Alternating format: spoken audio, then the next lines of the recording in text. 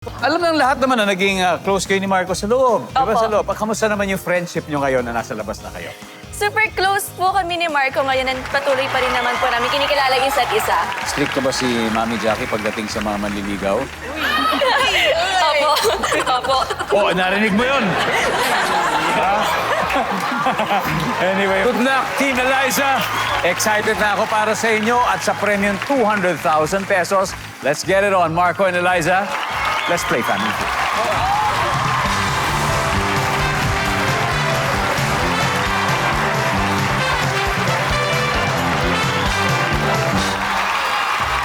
Oh yeah! Bago yung game, isang mabilisang shoutout muna sa mga estudyante ng Philippine School of Business and Administration Manila Campus, PSBA!